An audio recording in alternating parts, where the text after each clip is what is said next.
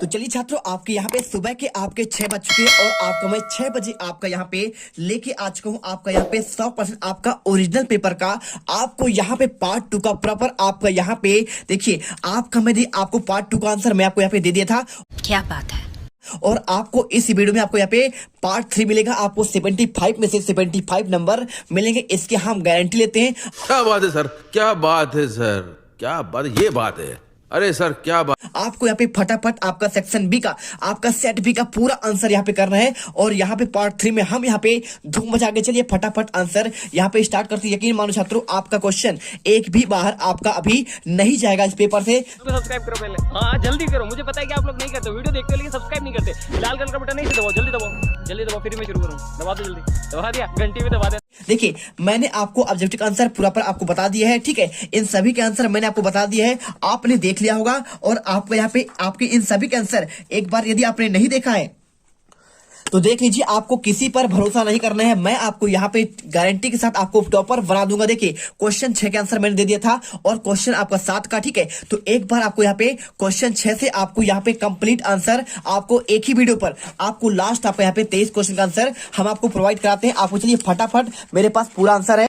तो यहाँ पर क्वेश्चन 6 से हम स्टार्ट करेंगे और क्वेश्चन 6 से आपको यहाँ पे टोटल पूरे के पूरे प्रॉपर आपको आंसर मिल जाएगा। आपके लास्ट क्वेश्चन आपको यहाँ पे 23 तक के आंसर आपको एक ही वीडियो पर मिल जाएगा। आपको लास्ट तक बने रहना, यकीन मानो छात्रों, एक भी क्वेश्चन आपका यहाँ पे बाहर नहीं जाएगा। देखिए आपको टोटल आपके इसमें आपके 23 क्वेश्चन और आपके 23 तक के उत्तर आपको यहाँ पे हम प्रॉपर आपको देने वाले। चलिए वीडियो को स्टार्ट करते हैं। सबसे पहले क्वेश्चन 6 देखिए, क्या देखिए आप यहाँ पे क्वेश्चन 6 देखेंगे।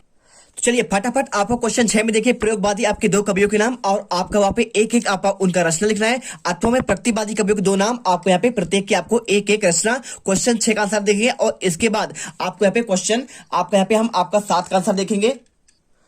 तो ये रहते हैं क्वेश्चन आपका 6 का आंसर। प्रयोगवाद के आपके 2 कवि और आपका 2 अधिक रचना है। पहला आपका यहाँ पे सच्चिदानंद हीरानंद बसयान आगे, ठीक है। आपको यहाँ पे देखिए और इसके बाद आपका दूसरा आपका एक रचना कौन सा है, हरी घास छड़भर और आपका इंद्रधनुष, ये रोंदे हुए आपका इतलम। और इनके देखिए गजानन मानव मुक्तिबोध आपके दूसरे कवि हैं, चांद का मुंह टेढ़ा है और आपका भूरी भूरी खाक। और इसके बाद देखिए 8वां क्वेश्चन आपको यहाँ पे दिए गए क्वेश्चन प्रतिवाद कवियों के 2 नाम और उनकी रचना। देखिए पहला आपको यहाँ पे हो जाएगा सूर्यकांत त्रिपाठी निराला, आपका रचना है कुकुरमुत्ता और आपका अणिमा। और इसके बाद देखिए सुमित्रा नंदन पंत का रचना है आपका युगांत और आपका यहाँ पे युगबाड़ी। आपका आंसर यहाँ पे मिल गया, ठीक है।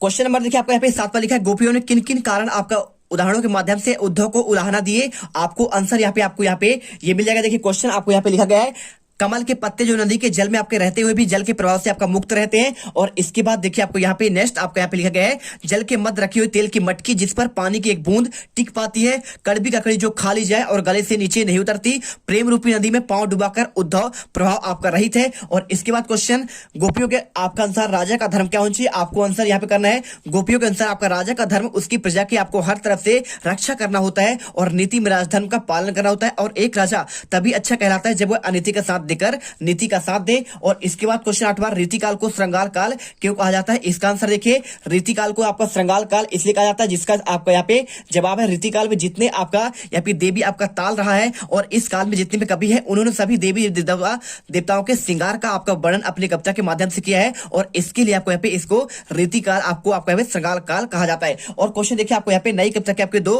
विशेषताएं लिखने। आपका इसका आंसर आपको लघु मानववाद की प्रतिष्ठा, आपको मानव जीवन को महत्वपूर्ण मानकर आपका अर्थपूर्ण दृष्टि प्रदान की गई। और दूसरा आपको यहाँ पे प्रयोगों में आपका नवीनता, नए नए भावों को आपको नए नए शिल्प आपके विधानों में प्रस्तुत किया गया। और इसके बाद क्वेश्चन देखिए आपको यहाँ पे नवा, यहाँ पे गोपियों द्वारा उद्धव को भगवान कहने पर क्या आपका व्यंग निहित है। आंसर करना है, गोपियां देखिए गोपियों द्वारा आपका उद्धव को भगवान कहने में आपका व्यंग निहित है। उद्धव वास्तव में भगवान न होकर अति भगवान है, विकर्ण रूपी सौंदर्य प्रेम रस के आपके सागर के सानिध्य रहते हुए असीम आनंद से वंचित है और वे प्रेम बंधन से बंधने और मन के प्रेम के अनुरक्त होने की सुखद अनुभूति पूर्णतः अपरिचित है। और इसके बाद देखिए यहाँ पे आपका उत्साह कविता में बादल किन किन अर्थों में आपका संकेत कर रहा है। आंसर आपको देखिए यहाँ पे लिखा है, बादल पीड़ित प्यासे जन के आकांक्षा को पूरा करने वाला है, बादल नई आपका कल्पना और नए अंकुर के लिए विध्वंस विप्लव और क्रांति चेतना में संभव करने वाला है, बादल कविता में नया जीवन लाने में सक्रिय है। और इसके बाद महाकाव्य और खंड काव्य में अंतर देखिए, आपको आंसर यहाँ पे कर देना है। महाकाव्य इसमें जीवन का आपका समग्र चित्रण या वर्णन होता है और इसमें जीवन का किसी एक अंश अंश का वर्णन होता है और इनमें अनेक रसों का वर्णन होता है और इसमें मुख्यतः एक ही आपका रस का वर्णन होता है। तीसरा पॉइंट, इनमें अनेक छंदों का प्रयोग होता है और इसमें एक ही छंद का आपका उपयोग होता है। महाकाव्य देखिए आपको इसकी रचना लिखी गई है, आप लिख लीजिए रामचरितमानस का तुलसीदास और पंचवटी का मैथिली शरण गुप्त। और इसके बाद देखिए क्वेश्चन आपका यहाँ पे अतिशयोक्ति अलंकार का आपको यहाँ पे परिभाषा लिखना है। देखिए यहाँ पे लिखा है आपका यहाँ पे अतिशयोक्ति का, अतिशयोक्ति शब्द आपको यहाँ पे क्या है, दो शब्दों से मिलकर बना है। अतिशय धन उक्ति, अतिशय मतलब हुआ आपका बहुत अधिक और उक्ति मतलब अर्थात कह देना, ठीक है। यानी जब कोई बात बहुत बढ़ा चढ़ाकर कह दी जाए, आपको लोक सीमा का उल्लंघन करके कही जाए, वहां अतिशयोक्ति उदाहरण है। देखिए हनुमान के पूंछ में लगन न पाई आग और लंका सारी जल गई, गए निशाचर भग। देखिए उसके पूंछ में आग भी नहीं लगी और आपका यहाँ पे पूरा लंका जल गया, तो ये आपका अतिशय हो कि नहीं हो, यानी आपका बढ़ा चढ़ाकर वर्णन किया गया है। आपको यहाँ पे उदाहरण दिए है। और इसके बाद देखिए क्वेश्चन आपको यहाँ पे दिया गया है आपका मानवीकरण अलंकार की परिभाषा उदाहरण सहित बताना है। देखिए मानवीय जब प्राकृतिक वस्तु के जैसे आपका पेड़ पौधे बादल आदि में मानवीय भावनाओं को आपका वर्णन हो, यानी निर्जीव जीवों में सजीव होना दर्शाया जाए, वहां आपका मानवीकरण अलंकार होता है। मेघ आए बने ठन के सबर के, ठीक है, आपको यहाँ पे लिखा गया है। और इसके बाद देखिए पूरा पढ़ लीजिए, यहाँ पे आपको यहाँ पे दिया है। और इसके बाद देखिए क्वेश्चन यहाँ पे आपका लिखा है वीर रस और रौद्र रस का स्थायी भाव। आपको आंसर देखिए वीर का उत्साह होता है, रौद्र का आपका यहाँ पे क्रोध होता है। और इसके बाद आत्मकथा और जीवनी में आपको दो अंतर करना है। यहाँ पे आपको इसका आंसर देखिए, आपको यहाँ पे पहला पॉइंट आपको यहाँ पे देखिए जीवनी किसी दूसरे के आपके द्वारा लिखी जाती है और आत्मकथा स्वयं के बारे में लिखा जाता है। और जीवनी किसी महापुरुष की आपका लिखी जाती है, लेकिन आत्मकथा आपका किसी भी पुरुष का लिखी जा सकती है, ठीक है। और इसके बाद देखिए क्वेश्चन आपका यहाँ पे आपको अगला पॉइंट आपको यहाँ पे है। देखिए कहानी और उपन्यास में अंतर, आपको दो अंतर लिखना है। पहला आपको अंतर आपको ये करना पड़ेगा, देख लीजिए आपको ये देखिए पहला आपको कहानी को पढ़ने में आपका कम समय लगता है और उपन्यास को पढ़ने में ज्यादा समय लगता है। और कहानी का क्षेत्र सीमित होता है जबकि उपन्यास का क्षेत्र आपका व्यापक होता है। देखिए आपका दो अंतर पूछे, आप 2 नंबर का क्वेश्चन है, आपके हर एक क्वेश्चन 2 नंबर के, 2 नंबर आपके हिसाब से आंसर याद करिए। और कहानी उपन्यास के बाद आपका यहाँ पे सेनानी न होते हुए भी चश्मे वाले को लोग कैप्टन क्यों कहते हैं, आपको इसका आंसर आपको यहाँ पे 13वें का देना है। तो 13वें का आंसर आपको यहाँ पे ये मिल जाएगा। देखिए आपको यहाँ पे तो देखिए आपको आंसर लिखना है। देखिए आपको यहाँ पे ये क्वेश्चन दिया गया है, आपको चश्मे वाला कोई भी सेनानी नहीं था और ना ही देश के फौज में भर्ती था, फिर भी लोग उसे कैप्टन कहकर बुलाते थे। इसका कारण था यह रहा होगा कि चश्मे वाले देशभक्ति की भावना कूट कूट कर भरी हुई थी और वह अपना शक्ति के अनुसार देश के निर्माण में आपका पूरा योगदान देता था। कैप्टन के कस्बे में चौराहे पर नेताजी की सुभाष चंद्र बोस की मूर्ति लगी थी और मूर्तिकार उस मूर्ति का चश्मा बनाना भूल गया था। कैप्टन ने जब यह देखा तो उसे बड़ा दुख हुआ, उसके मन में देश के नेताओं के प्रति सम्मान और आदर था, इसलिए वह जब तक जीवित रहा उसने नेताजी की आपके मूर्ति पर चश्मा लगाकर रखा और इसकी भावना के कारण से लोग कैप्टन कहकर बुलाते हैं। और इसके बाद क्वेश्चन देखिए आपको यहाँ पे इसके आपका अथवा क्वेश्चन देखिए यहाँ पे आपको क्वेश्चन आपको जो दिया गया है आपको इसका आंसर आपको हम दिखा देते हैं। देखिए क्वेश्चन आपको यहाँ पे हर एक क्वेश्चन का आपको आंसर यहाँ पे प्रॉपर मिलेगा। आपको यहाँ पे भगत की पुत्रवधु उन्हें अकेला क्यों नहीं छोड़ना चाहती थी, ठीक है, आप इसका आंसर